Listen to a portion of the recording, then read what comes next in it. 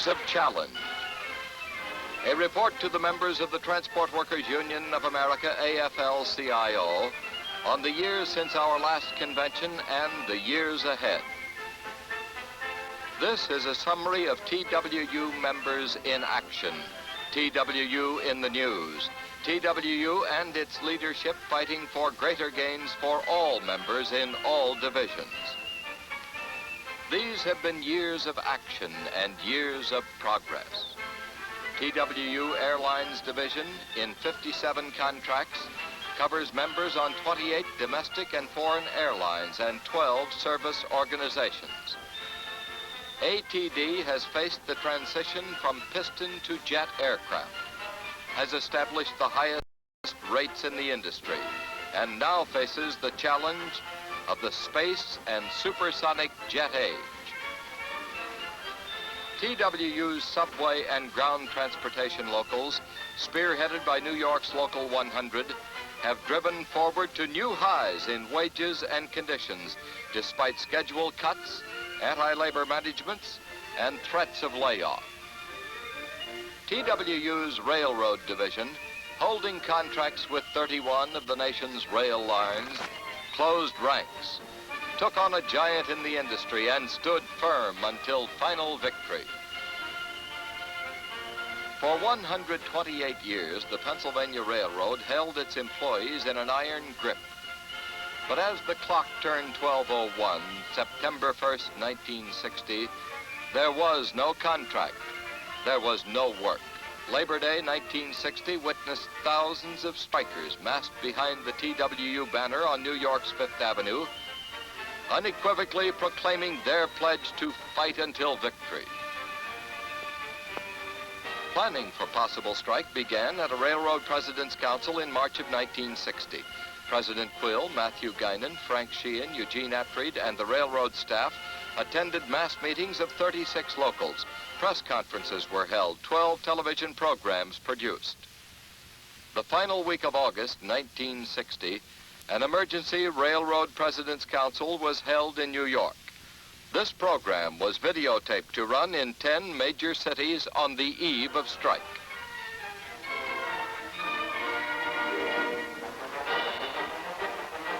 The deadline for a Pennsylvania railroad strike is set. The railroad has broken off negotiations with the Transport Workers Union of America, AFL-CIO. Tonight, Michael J. Quill, TWU International President, issues the official union strike call. Mr. Quill.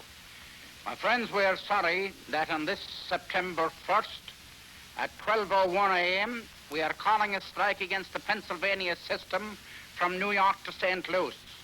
This is the official strike call. This strike has been forced upon us by the Pennsylvania Railroad Company after 3 years and 3 months of negotiations, mediation, fact-finding, precedental boards, and even court injunctions. At the hour of midnight on this September 1st, we have no other course but to strike the system. At the midnight deadline, the entire membership of TWU responded as one.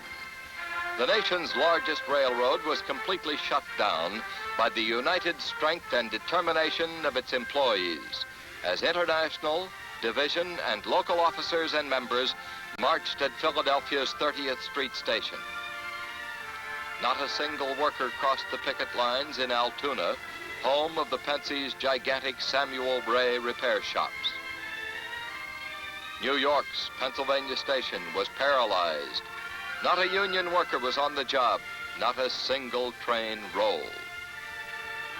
Every location throughout the sprawling system from New York to St. Louis was picketed. The Pensie did not try to operate, and all other unions respected our picket lines. One New York paper struck this note. But throughout the country, the anti-labor press launched vicious attacks against the strikers. Labor Secretary James Mitchell delivered a strike-breaking speech on national network television and placed the Eisenhower administration solidly behind the railroads.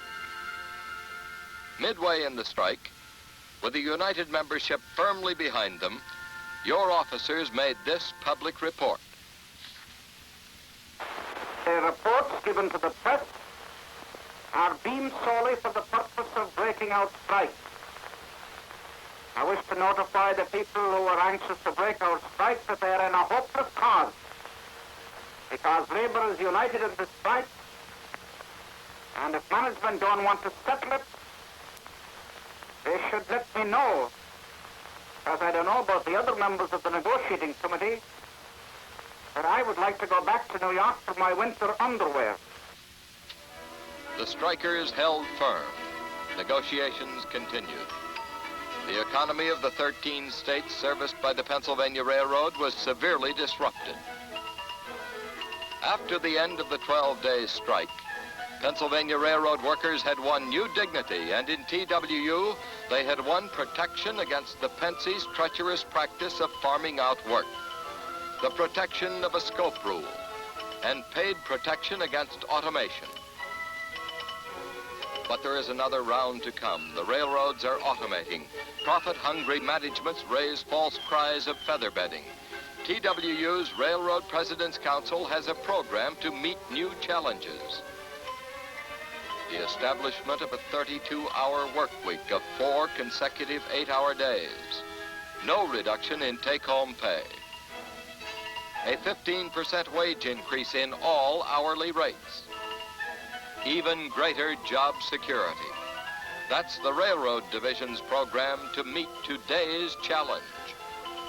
TWU's Airline Division faces the challenge of outer space exploration and the supersonic jet age.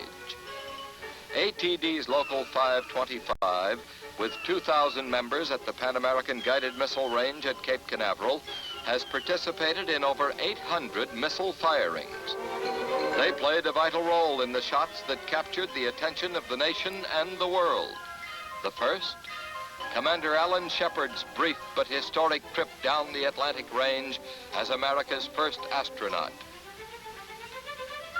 TWU members have provided ground support for every live launch, fueled the Redstone, installed ordnance, inspected and controlled the gantry. But guided missile workers are only part of the growing Air Transport Division, holding 57 contracts with domestic and foreign airlines and service companies. Airline technicians now earn $3.60 per hour, and ATD collective bargaining agreements have set the highest wage rate for each craft and class in the entire industry. More than 9,600 Pan American Airway workers are members of TWU. Now, for the first time, they earn the same rate of pay in San Juan, Puerto Rico, as they do in the United States. TWU contracts have protected the job security of the members as all airlines converted to the jet. Since our last convention, the Air Transport Division has gained 5,000 members. TWU Airlines contracts protect these workers with scope clauses, ensuring continuation of jobs and prohibiting subcontracting out of work. TWU air transport workers are protected by company-paid hospitalization and medical services.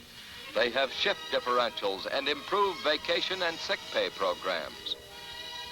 The Air Transport Division has maintained its outstanding record of policing the collective bargaining agreements to protect the members. The threat to airline division workers is the same as it is to all transit workers: automation, plus the speed up that comes from the speed of supersonic jet flight. ATD's program to meet the challenge is planned to protect mechanics and ground service employees, flight service personnel and port stewardesses, flight stewards, stewardesses, pursers, and guided missile workers, all under contract. To meet today's challenge, ATD will fight to win the 30-hour week for maintenance and ground personnel, the 70-hour month for all flight crew members with improved severance pay, no contracting out of work, continued improvement of working conditions, and abolition of the industry's mutual aid pact. This year, The International Union threw all of its resources into the strike of Local 101 Brooklyn against the Brooklyn Union Gas Company. At rallies, meetings, leaflet distributions, radio and television programs, and negotiating sessions, international officers and staff went to the aid of the members. Here, International Secretary-Treasurer Guinan pledged full moral and financial support to Local 101. Constant pressure by the International forced this substantial settlement. First, a $10 per week wage increase with stronger seniority and grievance protections. $6 monthly health insurance paid by the company. 4 weeks paid vacations with 11 paid holidays. In ground transportation, TWU has scored major gains in Omaha and Houston, San Francisco, Akron, Flint, in every contract city. Major gains came to Philadelphia's Local 234 through united membership action. On Sunday, January 15th, 1961, the answer was strike. Mayor Richardson Dilworth ridiculed the union's demand and helped provoke strike with union-busting statements. The people have got to show a little of the hardy spirit of the pioneers and say to them, we're not going to be held up again. And if necessary, we'll walk to work and we'll slug it out, and we'll show both the company and the union that they can't just make patsies out of the public of the city of Philadelphia. TWU called for and gained open public negotiations with Douglas Pratt, PTC president. Mr. Pratt revealed his anti-union takeaway proposals. And we are very disappointed that you haven't been more delighted with the demands that we submitted to you. They were dreamt up in fairyland. They were not, sir. They were taken up by the local officers of Local 234. They're not ours. Right, Jim? President Quill and local negotiators presented the arguments for TWU's full program. We take Chicago with a rate now for a long time of $2.70 an hour, Oakland $2.69, New York Transit Authority $2.06.5, with the inequity fund being charged up right now. That will bring your New York bus drivers to over $2.70 an hour, and I want to deal with that for a minute. That's not the whole story. I understand that here and for many years that your subway motormen are your high-speed operators get the same rate that you're giving to your bus drivers, $2.31 an hour. At the bottom of the line, 27 plates, Philadelphia, with $2.31 an hour. Now, the union is asking some questions here. As the strike deadline approached, this mass membership rally reaffirmed the workers' determination to strike.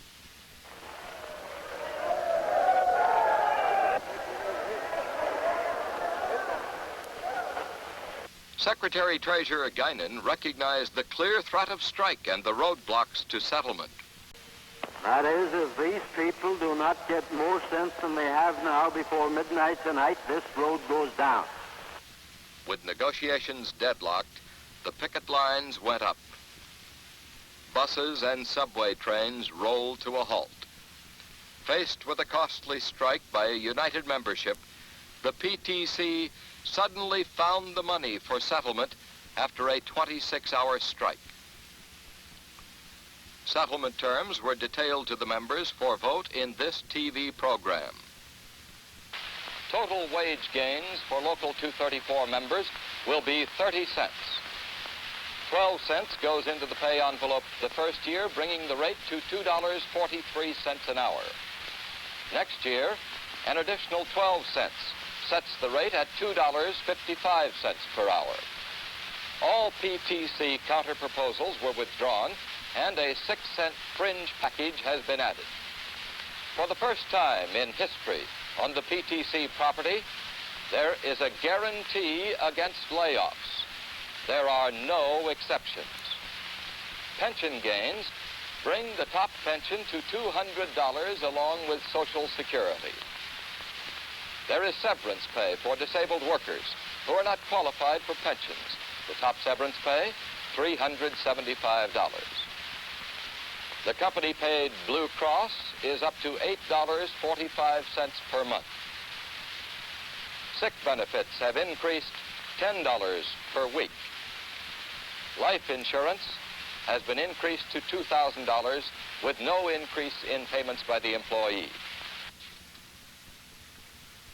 Victorious in a 26-hour strike, Local 234 members face almost inevitable city ownership. They must fight to protect the pensions, seniority, contract, and collective bargaining rights of all the people. New York's Local 100 has been through 4 years of struggle, and now, as it enters upon new contract negotiations, is stronger and more united than it has ever been. In addition to its skilled leadership and its economic strength, the union has had the support of men like Harry Van Arsdale, president of the New York Central Labor Council, and Arthur Goldberg, now Secretary of Labor, who, as both special counsel and friend of TWU, argued on behalf of the union before fact-finders and in special hearings. Highlighting membership participation in Local 100 was this mass membership rally at Manhattan Center, Sunday, December 27, 1959. Negotiations were deadlocked. Then, almost 7,000 private line and TA members jammed this mass rally. Negotiations went past the midnight deadline. Finally, the TA, private operators, and the city found the money to settle a contract. Here, the Local 100 Negotiating Committee and international officers attend the contract signing at the Transit Authority offices. New gains were registered to add to those of the past for the workers on the largest transportation system in the largest city in the world. 7,000 New York busmen now get free hospitalization. TA workers benefit from the first comprehensive medical hospital plan for civil service workers in the nation. Local 100 members now have the best hours and working conditions in the country and top pay rates as the result of $68.5 million in wage gains, a total average increase of $1,500 per man since our last convention. Here is the future challenge to Transit Authority employees. This stretch of track is the scene of a trial run of a do-it-yourself subway train that threatens the jobs, security, and future of Local 100 members. Not in the distant future, but right now. First full-scale operation is planned for the Times Square shuttle. The TA then plans expansion into other lines of the system. TWU officers inspect this multi-million-dollar, headless, manless, push-button mechanical monster. It was no pleasure jaunt. A mechanism on the underside of the train picks up a remote signal to start. Underway, seasoned transit experts check sensitive, expensive equipment created to replace TWU workers. An electronic box is the mechanical conductor. Ready for the run, it picks up a start signal, the trip begins. What happens when the largest mass transit system in the world is run like a toy railroad? What happens to jobs, pensions, security for motormen and conductors? What happens to the jobs of all transit employees when riders leave the subway in fear and panic when one simple mechanical failure may leave them locked in a tunnel with no one to lead them to safety? Local 100 President Guinan inspects the cab where a motorman should be riding. His report: the Transit Authority is charting a dangerous course of action, applying automation techniques to an industry that cannot function without the hard-won skills of qualified employees. Your union is mobilizing to stop this threat. The automated train is today's challenge. Here's another. This is the metro style, an automated change-making turnstile that threatens the job security of thousands of transit authority workers.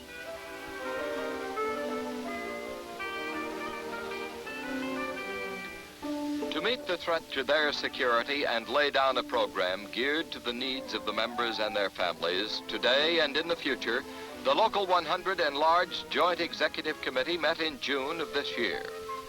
The ballroom at the Sheraton Atlantic Hotel was filled for this meeting. A 10-point program was adopted.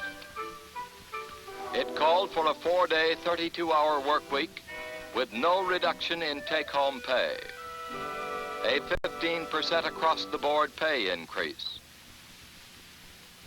12 paid holidays, an increased pension fund, no robot motormen, conductors, or railroad clerks, and other improved conditions of work. Local 100 President Matthew Guinan called for a vote on the 10-point contract program. The basic 10-point program was adopted unanimously. The drive for new contract terms for both private lines members and TA employees is now officially underway. Political action and COPE support helps ensure that gains at the bargaining table are not taken away by legislation. TWU locals throughout the country played a key role in President Kennedy's victory.